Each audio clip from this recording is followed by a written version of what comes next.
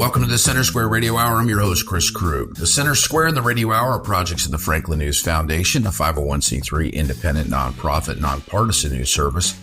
Established in 2019, the Center Square Newswire publishes original taxpayer-centric straight news that focuses on the size, scope, and effectiveness of local, state, and federal government.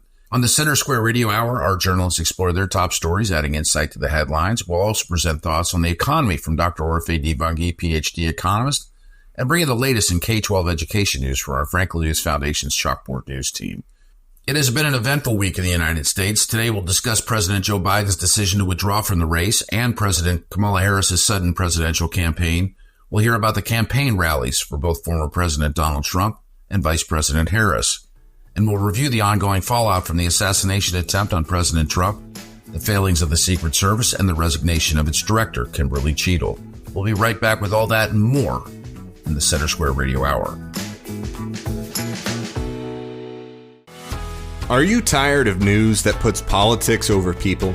At the nonprofit Franklin News Foundation, we believe in putting people over politics by delivering nonpartisan news and audio content that serves you, the American taxpayer. With Franklin News Foundation, you can read fact-based, state-focused news for free at thecentersquare.com. You can listen to civil, balanced conversations between policy experts through our podcast network at americastalking.com. Or you can get in-depth news on K-12 education spending, curriculum, and school safety at chalkboardnews.com. It's all free through Franklin, where we put you, the American taxpayer, first in every story, episode, and conversation. And it's only possible through our supporters. Together, we can produce content that puts people over politics and brings Americans the news they deserve. Become a supporter today at franklinnews.org/donate.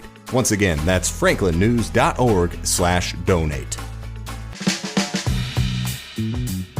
Welcome back to the Center Square Radio Hour. I'm Chris Krug. With more on probable Democratic nominee, Vice President Kamala Harris, our Dan McCaleb. The fast-paced news cycle in this presidential election year continued this week with President Joe Biden announcing on social media that he is exiting the race and endorsing his Vice President, Kamala Harris, for the job.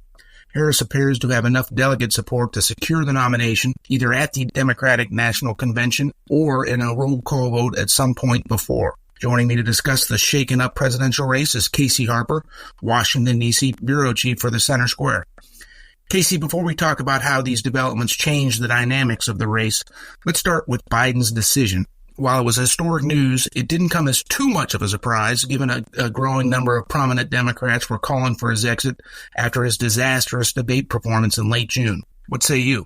I mean, this is the culmination of several very bad, terrible weeks for the Biden campaign.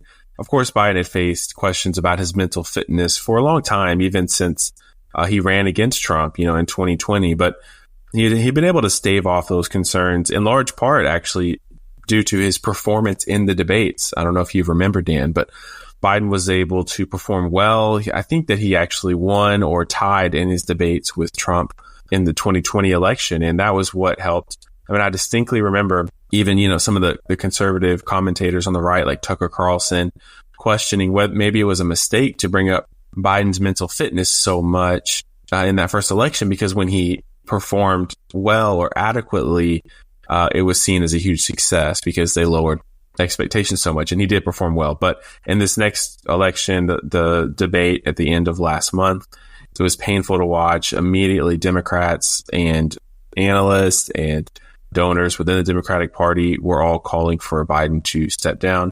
He resisted, but finally relented after having some kind of a medical emergency that the White House said was COVID. It's unclear if it was just COVID or more was going on there because of just the state of the president's health. But now he's out. He's gotten behind Kamala. And just now, I'm not sure when our listeners will hear this, but at the moment, it's very new that Kamala has secured the nomination of the Obamas, which is very big. Of course, Obama in many ways is still the figurehead of the Democratic Party, very popular figure. And his wife, Michelle, was seen as the best threat to Donald Trump, actually, and someone who, if she had thrown her hat in the ring, could have easily unseated Kamala Harris. But for now, she seems uninterested in doing so. So now that Kamala Harris is the presumptive nominee and is likely to face off against former President Trump, does that change the dynamics of the race significantly, a little bit? How much of a threat is she to Donald Trump, who was leading in all the polls over Biden? There has been new polls come out this week since the change in Democratic candidates. What are you hearing? What are you thinking? I mean, this is an entirely new race, Dan. This is new landscape, new candidates, new lines of attack, new demographic shifts. Everything is different. You went from a very elderly white man to a, half South Asian descent, half black woman who's younger, not young, but younger than Trump, and much more liberal than Biden actually was. And so it's an entirely different race. I think the attacks against Trump are largely the same because, Harris has been doing that for a while, saying he's a threat to democracy, all that. She has been able to shore up the Democratic Party leadership, at least. It remains unclear if she will be able to shore up the Democratic base. Trump has been able to really get a lot of inroads with minority voters in these elections. And so it's unclear if Harris will be able to appeal to them more than Biden was because of her race. That's going to be something to watch really closely. The initial polling shows it's essentially a tied race. One has shown a little bit of Harris lead, one has shown a little bit of a Trump lead. But we're talking, things that are within the margin of error for so early on in this new race. So it's essentially tied at the national level, but Trump is winning in the key swing states, which is something he was beating Biden in the key swing states. But Harris is performing better, but she's still not beating Trump in those swing states. And so, the national polls are interesting, but what's most important is those 5, 6, 7 states that really decide the election. And right now, Trump is winning them, but, they haven't even debated yet. I think that debate between Harris and Trump will really define this election. They've never had to face off. And also, Dan, before I hand it back to you, we watched this week the Republican Party grapple with how to respond to Harris as a candidate. Early on, they called her a DEI hire. And then some called her, the most liberal U.S. senator. I think over the last 3 days, it was almost like a collective huddle to get the messaging straight and on point. And now I've seen the largely Republican messaging fall in lockstep to focus on the liberalness and the far left nature of Harris's record. She's definitely to the left of Biden. She's come out in support of, the Green New Deal, things like banning plastic straws. She's been much more liberal on the energy issues, which may not matter to, Californians or those in New York, but in states like Pennsylvania, it does matter a lot. And those are important swing states. So they're focusing on her liberal record. I think the Trump thing is mostly the same, but it's an entirely new race. Yeah. And part of the focus of the last couple of days is who is Kamala Harris going to pick as her vice presidential running mate.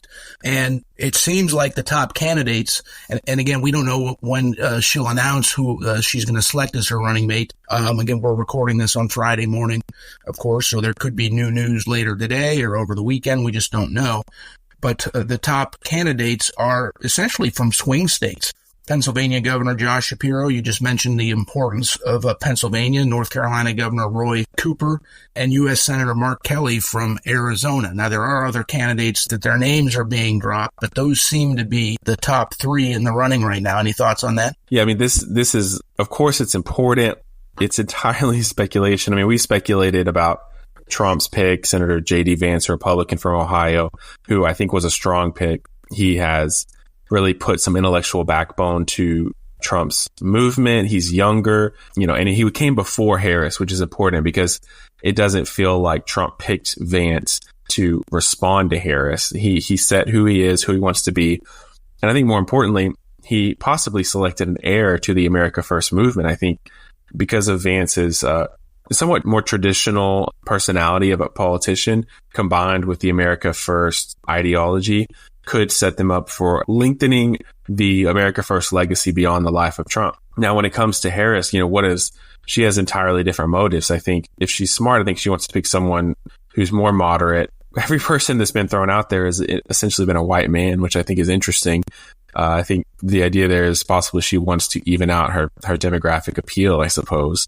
I don't know that that's necessarily necessary, but I know the Democrats think that way. So there's a good chance she'll try to even out the demographic appeal. But right now, most of these governors that have been thrown out, Dan, most people don't know who they are. You can pick someone to try to win their state.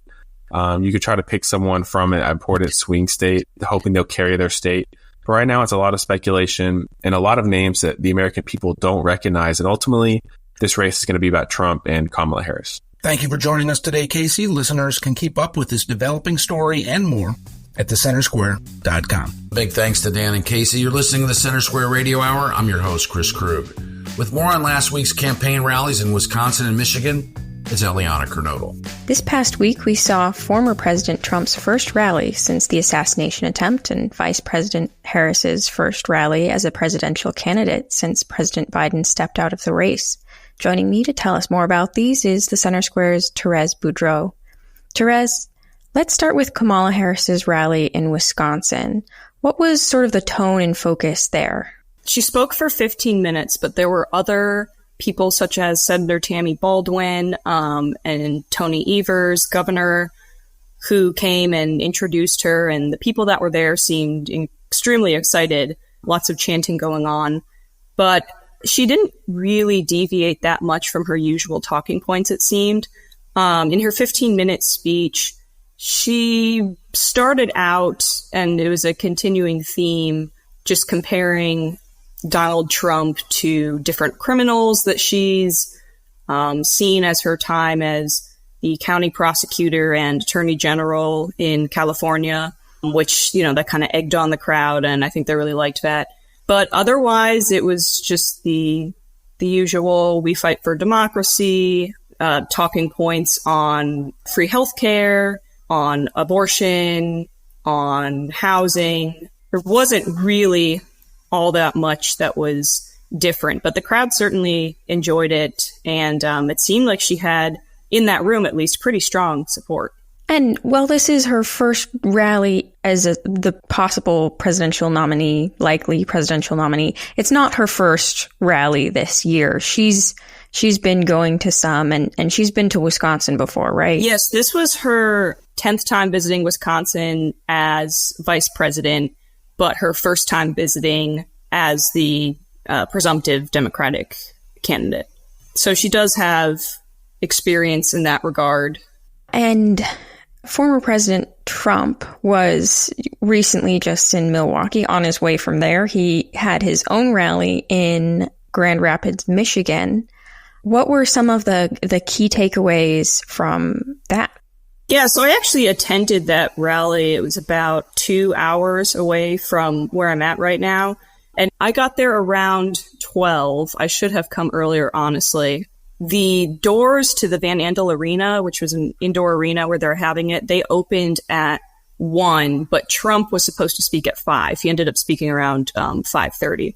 But by the time I got there, I checked into my hotel. It's 12:30 now, and I'm walking. And the line out of the arena down the street, it just keeps going.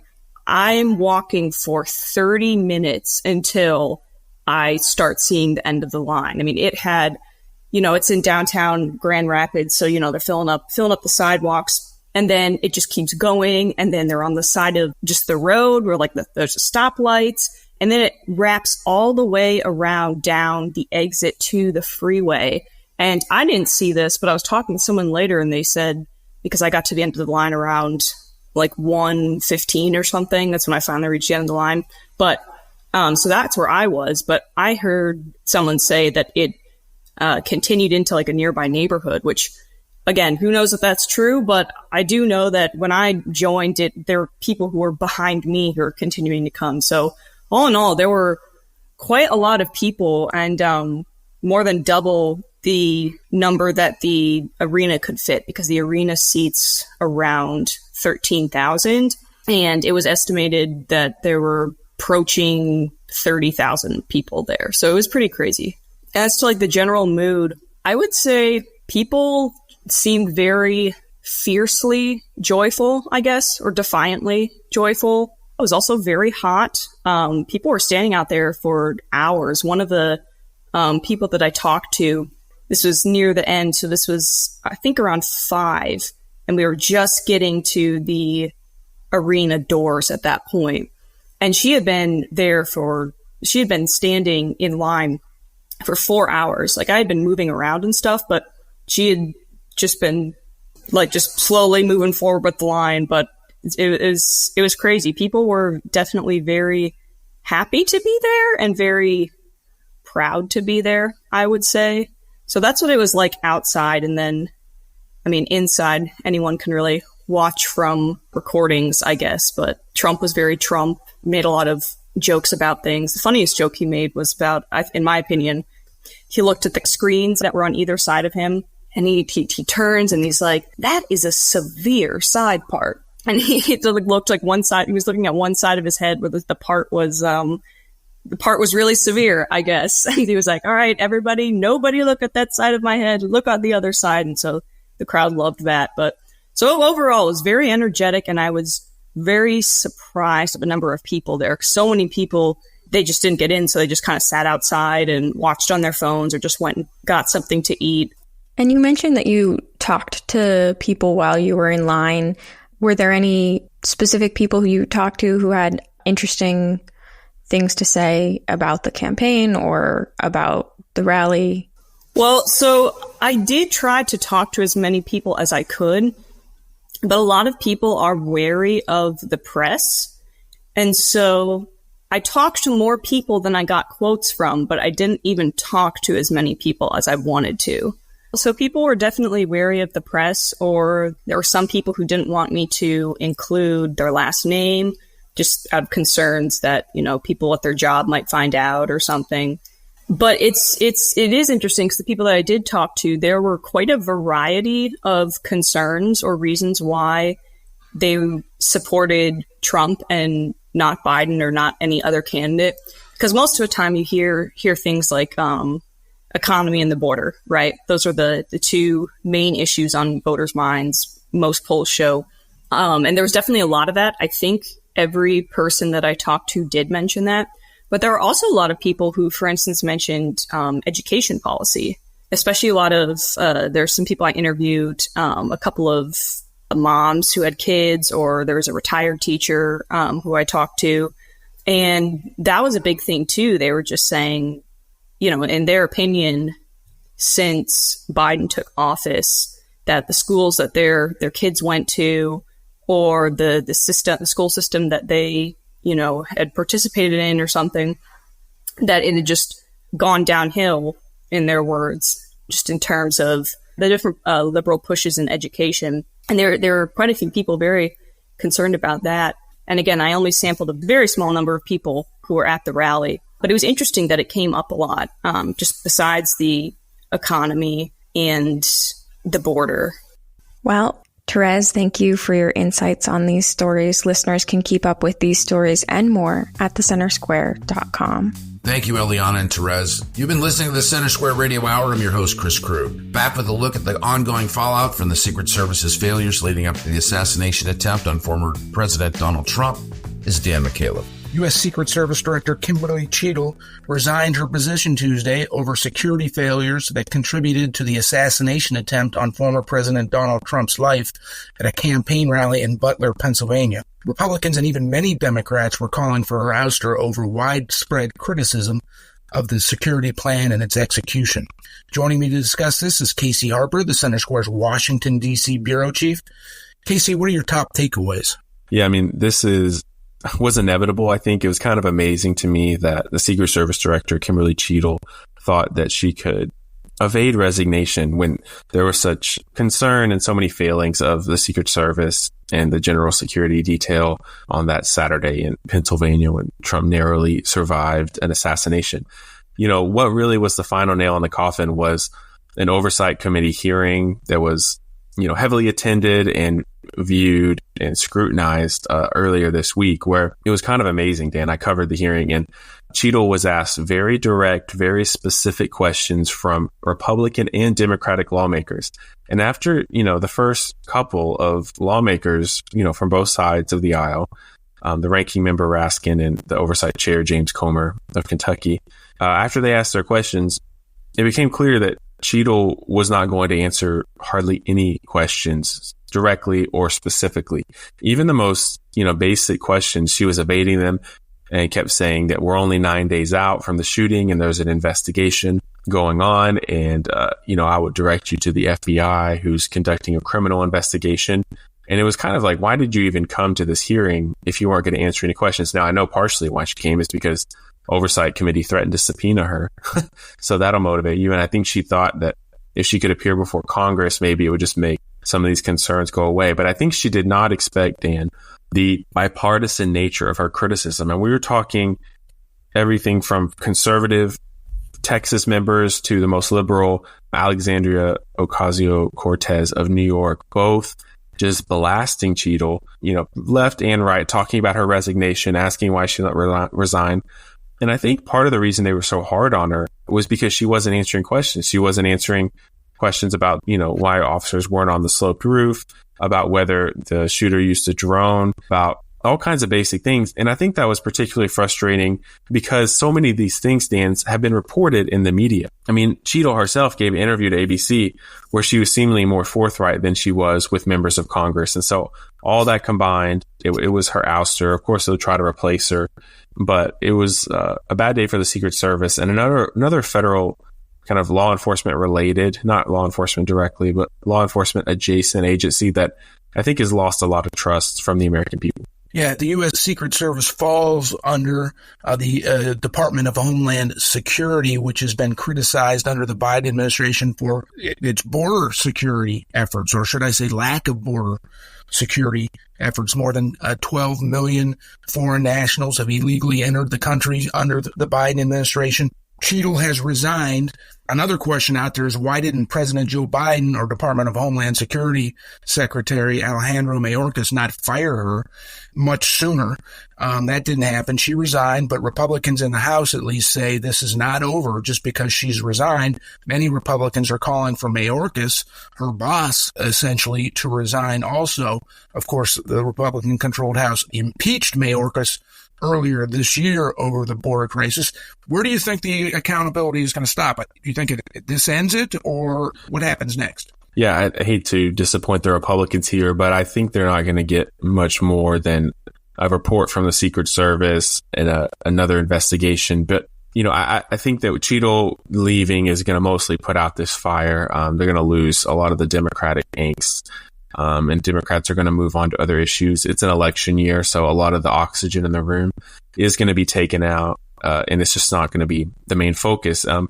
As for Mayorkas, I think his days are numbered, but not because Republicans are upset with him, because Biden's on his way out. I definitely doubt that Harris is going to keep Mayorkas on. She's going to be looking for any fall guy she can blame for the disaster at the southern border, because right now she is taking criticism for being, in charge of the southern border and how bad it's gone. She's trying to say she wasn't in charge. So I think she'll be happy to shift the blame to Mayorkas, whoever else it needs to be shifted to.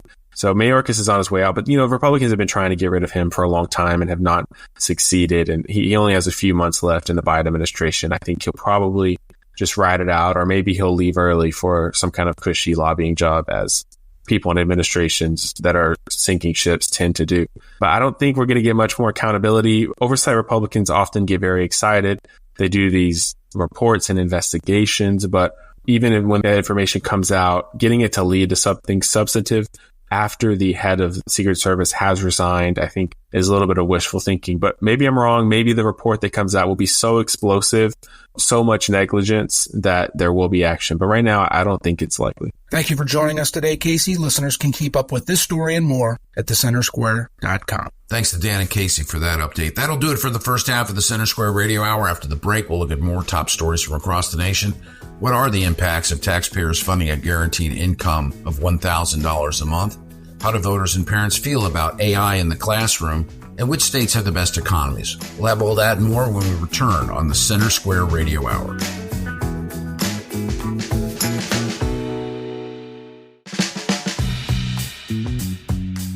Welcome back to the Center Square Radio Hour. I'm Chris Krug. Here are this week's quick hits, some of the original reporting that you may have missed at centersquare.com. Michigan's governor, secretary of state, and 3 other officials are facing a lawsuit filed by the Trump campaign over granting some government offices the power to conduct voter registration. Democratic Governor Gretchen Whitmer issued an executive order in December meant to designate certain state offices, including the Small Business Administration and the Department of Veterans Affairs, to act as voter registration agencies. The governor said that this would make it easier for Michiganders to obtain election information and register to vote, and provide a much-needed update to the list of Michigan voter registration agencies after 30 years. The RNC alleges these actions violated Michigan law, which grants the authority to designate new voter registration agencies solely to the legislature.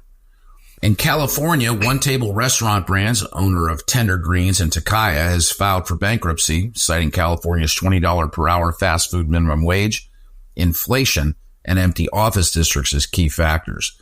The company, which operates 37 of its 39 restaurants in California, saw average annual sales plummet to $2.3 million in 2020 from $3.4 million in 2019 because of the pandemic, and has struggled to recover. CEO Harold Herman highlighted the financial strain from the new wage law and increased operational costs, noting that the pandemic's impact on office occupancy has also reduced a crucial customer base, particularly in Los Angeles. New York Republicans are blasting Governor Kathy Hochul's decision to close several state prisons, saying the move will cost jobs and jeopardize public safety in the facilities. The State Department of Corrections and Community Supervision announced last week that it plans to close Great Meadow Correctional Facility and Sullivan Correctional Facility. The state agency said it is offering jobs to the affected correctional employees and is providing local officials more than 3 months' notice ahead of the closures. Republicans, who largely represent the upstate communities, are accusing Hochul and the Democratic-controlled legislature of playing politics by targeting their districts with the prison closures. A defendant in the upcoming prosecution of former Illinois House Speaker Michael Madigan wants his own trial separate from Madigan's. Defendant Michael McLean, a former state lawmaker and ComEd lobbyist known for his close association with Madigan, has filed a request to sever his trial from Madigan's because Madigan's defense team plans to blame McLean for any wrongdoing. Democratic U.S. Senator Robert Menendez will resign next month after being found guilty in a federal bribery and corruption trial, according to multiple published reports. Menendez will step down effective August 20th after telling staff and sending a resignation letter to Senate leaders and New Jersey Governor Phil Murphy on Tuesday. Menendez was convicted by a New York City jury a week ago of 16 counts of bribery, extortion, fraud, and acting as a foreign agent. He faces decades in prison. You can find more on these stories and others like them from across the country at thecentersquare.com. We'll be right back with more on the Center Square Radio Hour. Knowledge is power, and you deserve to know what happens in your state government. That's why the Center Square's reporting zeroes in on state authorities publishing stories that show where your money goes and who spends it. The Center Square gives power to the taxpayer by tracking politicians' use of the people's money and demanding transparency from state-run agencies. This is how the Center Square equips you, the American taxpayer, to hold your state government accountable. Sign up now for your state's Center Square newsletter at thecentersquare.com. Welcome back to the Center Square Radio Hour. I'm Chris Crew. With more on the results of a study examining guaranteed income, it's our Eliana Kernodle. Universal basic income has been a conversation topic in California and nationwide in recent years. But a new national study gives some insight into how effective guaranteed income programs really are. Joining me to tell us more is the Center Square's California reporter, Kenneth Schrupp. Kenneth, give us some background on this study, who it was by, and what data did they draw on? Eliana, the National Bureau of Economic Research conducted a study with 3,000 participants over 3 years. 1,000 low-income individuals were given $1,000 per month, and 2,000 low-income individuals were given $50 per month as a control group. What they did was compare the effects of giving this money on the control group to the recipient group. And they found that the recipients and their partners work less and earn less, and that the negative effect on wages and earnings grew worse over time. People had often theorized that UBI would improve non-economic metrics for recipients, but what this shows is that people spent a lot more time engaged in leisure, so their leisure time increased, while the other things that were expected to improve did not. Recipients spent less time compared to the control group on sleeping, childcare, community engagement, caring for others, and self-improvement. I think there's a especially important piece of data here where it says that recipients' non-transfer incomes were significantly reduced. So the study found, quote, for every $1 received, total household income excluding the transfers fell by at least 21 cents. and total individual income fell by at least 12 cents, which pretty much shows that the effect gets magnified if you have multiple people in your household. Everyone who's working works less if one person is receiving the payments in the household. And how does this compare to more common means-tested welfare programs? Well, most means-tested welfare programs end up with people cutting work and income to keep qualified for benefits. So this universal basic income or unconditional cash transfer programs are created to ensure that people aren't discouraged from working more or doing more. The idea is that if you switch from means tested to unconditional, that people will be able to look for and get higher quality work or spend their time on, productive, quote, non-work activities. But unfortunately, they did not improve the quality of their employment and did not improve human capital investments such as training. There have been a lot of theories advancing UBI would really encourage people to work more or to increase entrepreneurship. During the 2020 presidential primaries, lawyer Andrew Yang became very famous for his proposal for a $1,000 a month freedom dividend that he said would, again, encourage people to find work and it would increase entrepreneurship.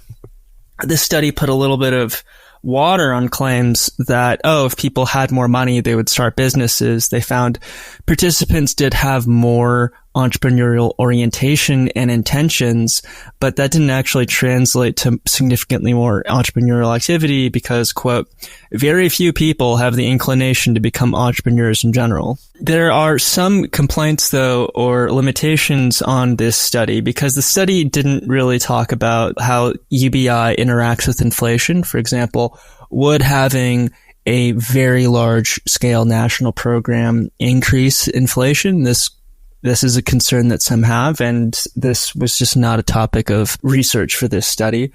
And others say that there should be some more research done into unconditional cash payments like this, replacing some welfare programs where people aren't forced to spend money on certain things or have certain allocations, but they just get a check every month that they can spend as they please to the best of their ability. Well, Kenneth, it will be very interesting to follow this as people continue to experiment with it and, as you mentioned, consider different ways of using this, perhaps replacing certain kinds of welfare programs rather than going to a complete universal basic income. But listeners can keep up with this story and more at thecentersquare.com. Thank you, Eliana and Kenneth. You're listening to the Center Square Radio Hour. I'm your host, Chris Krug. With more on a poll asking voters how they feel about AI in K-12 classrooms, we'll go back to Eliana Kernodle. New poll results show that the majority of likely voters say artificial intelligence shouldn't be in schools because it makes it too easy to cheat.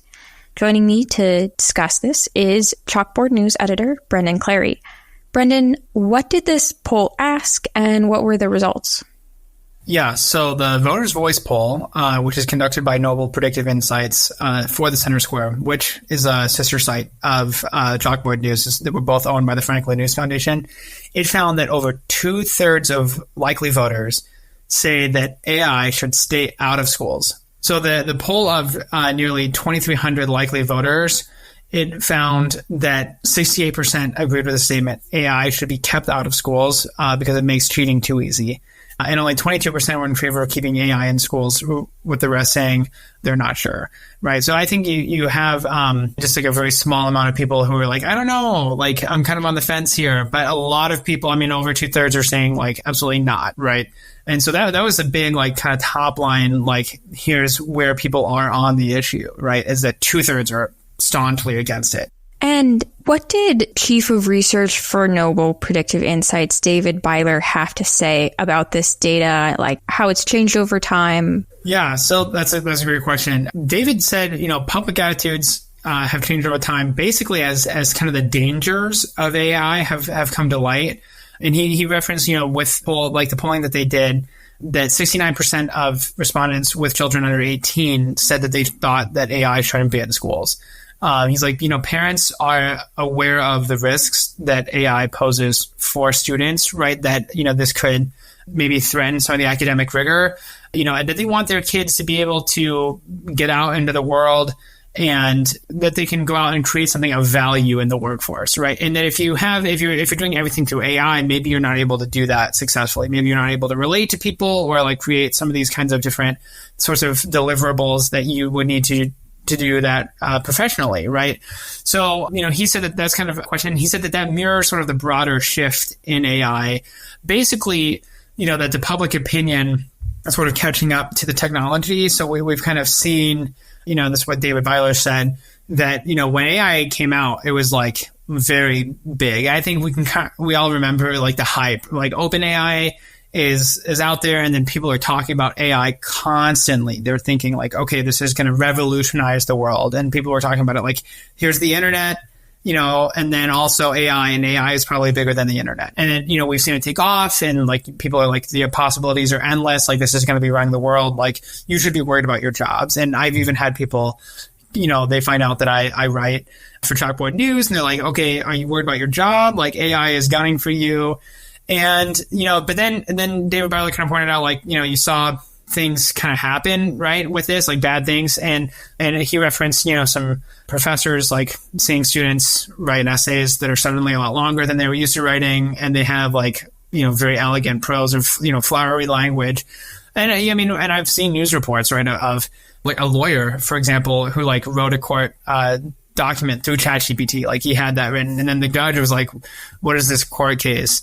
And it was made up by AI. Like, it sounded like something that had happened, but nowhere on like the record, like nowhere on the document list, because it was invented whole cloth by ChatGPT. It was like, this sounds like a good, name for like a case back in the day. And I think that, he even like looked it up on ChatGPT, and ChatGPT was like, yeah, this is a real case, but it wasn't, so it's one of those things of like, it got him in trouble. I think he was disbarred, right? If I'm remembering that correctly. So we've heard like some of these like higher level things of people losing their jobs. Have you had anything like that, Eliana? Yeah, I experimented with ChatGPT, even just with some friends. But like you're saying, it does just make things up. We were asking it questions about the book Pride and Prejudice to see what it would say. And it was actually pulling quotes from the book, but it was attributing it to completely wrong people. So it was taking things that Miss Bingley said and saying that Elizabeth Bennet said it. And if you've read the book, those are two completely different characters. So that's similar sort of thing, much more low stakes, no losing jobs or anything like that. But that is definitely one of the interesting things about it, is people are starting to realize that, at least right now, you can't really rely on AI to give you the most accurate information. Maybe it will, maybe it won't, and you might not be able to tell the difference. Right. And that is called hallucinations for these like ChatGPT, like these generative AI programs. And so that's an interesting thing that maybe people aren't necessarily aware of. If they go to ChatGPT, they're looking for this information. It gives them something, but it might not be right. And they might not know that it's not right until, a teacher is like, hey, this was not done correctly. You didn't get any of this right. Like, these are not even attributed to the right things. Like, this was just making stuff up. And so, is it helpful for some things? Absolutely. But can it be harmful in some of these ways that you're not even aware of? Yeah, maybe. So there's some of these risks here, and I think people are kind of aware of that now. And the polling, according to David Byler, by and large on AI, kind of shows that people are more wary of that. And then we've kind of reached what he called equilibrium, right? Where like public view of AI is sort of matching, like, oh, maybe there are these downsides that we should be aware of and maybe cautious of. Yeah, it sort of reminds me of growing up without AI. It was always Wikipedia that got the heat. Right. Is it the new Wikipedia? Yeah. Maybe. And people were always saying, like, you can't trust Wikipedia. It might be helpful, but it also might just be nonsense. And I feel like the thing with Wikipedia is nowadays a lot of people have gotten to know the limits of Wikipedia, but also the ways that you can use Wikipedia to your benefit. Like, okay, maybe it's you use it as a starting place. You track down its footnotes, see what's legitimate. But we don't necessarily have that level of experience with AI to know, like, how do we use this well in a way that's, can benefit us, but mitigate the problems. Right.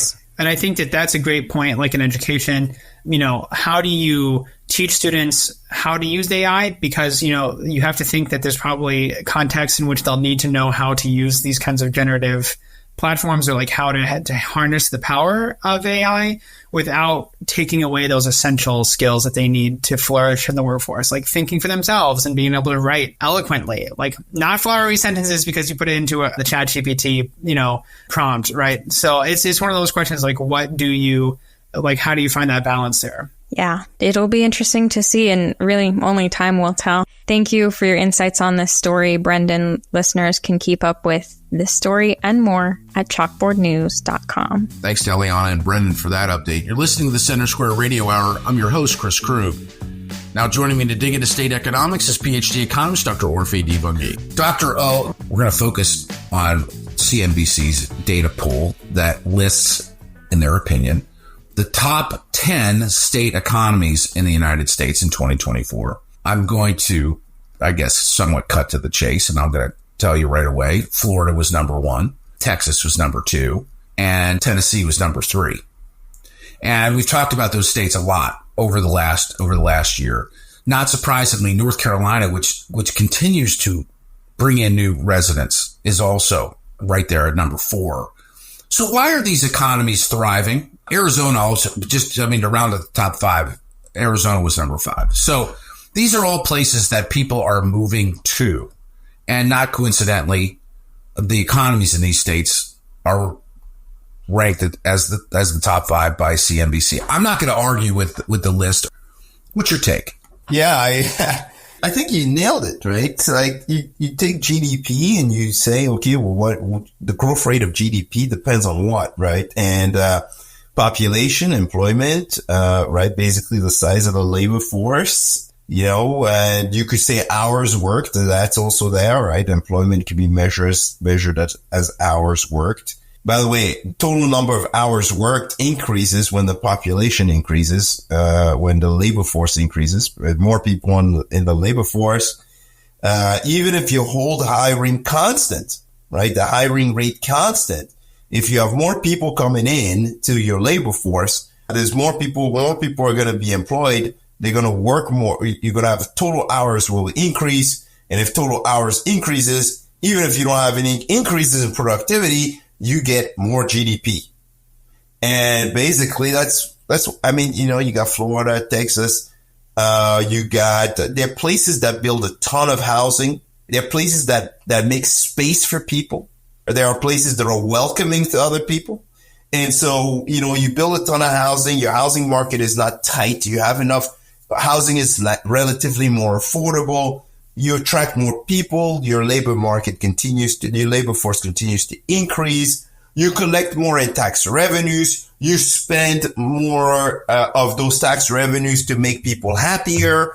Oh, by the way, and you don't have to raise taxes necessarily, right? Because you have all these people coming in. And even if you hold the tax rate constant because the tax base is increasing, you're going to collect more revenue. You're going to spend more of that revenue, which, by the way, government spending stimulates the economy. Well, you're going to spend a lot more of that revenue. That added to the private sector spending, all of a sudden you got more GDP and you have more income. People are happier. And as you generate more jobs and more incomes, more people want to come into your state. And so that beautiful cycle, that virtuous cycle continues. And by the way, this is not new, right? Because Florida has always been at the top. Texas has always been second. And we keep seeing this happening. Tennessee, I love the state of Tennessee, by the way. I got a nice house out in Nashville. I love it. Tennessee, beautiful place to live. And a lot of people are feeling that vibe. They're going down there. They're enjoying it. It's beautiful. And then they call their friends and say, I just built a house down in Tennessee. It was kind of affordable. And I didn't live in my best days. And so they call their friends over and their friends go join in. And so that's what's happening. And that's why those states are at the top. Well, let's talk. I agree with you. I mean, and I think the way that you articulated that is just absolutely right on the spot. We talk a lot about Florida and Tennessee and Texas and, certainly, Arizona has been discussed quite a bit, and North Carolina, I think, is, kind of it's a sleeper state as far as I'm concerned. I think North Carolina is beautiful, and I think that the growth there has been amazing. Let's talk about these other 5 states in the top 10. Utah is number 6. Georgia is number 7. Nevada is number 8. Idaho is number 9, and Delaware is 10. I was somewhat surprised by Delaware being on the list. You know, of course, that is like the global epicenter for business registration. But, you know, what do you think about these other, like the other states in the top 10? Utah is, I mean, I was just out there. It's like Colorado, but it doesn't smell like marijuana, you know? Not to rag on Colorado, but gee whiz, they need to get that under control. Georgia and Georgia's growth, I think, is fascinating. Nevada makes sense. People are moving from California to Nevada. But I think once again, your intuition's right on. Think about that, right? So these big states on the coasts, they get the most foreign migrants. They get the biggest increases in the number of families that are coming from abroad. But those families tend to not stay on the coast. What tends to happen is, and by the way, it's not just those foreign migrants that come in that start off on the coast. It's also a lot of Americans that start off that are in those productive places. And then they realize, you know what? Housing affordability is better somewhere else.